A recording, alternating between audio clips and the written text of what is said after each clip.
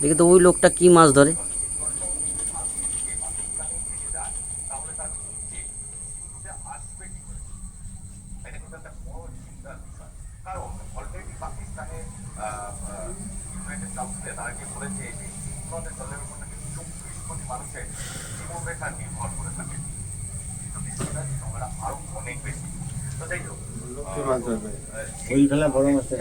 ওই লোক এখন হাত ধুচ্ছে।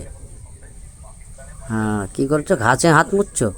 আচ্ছা, মোছো মোছো, তাহলে তুমি চলে যাও। আর এটা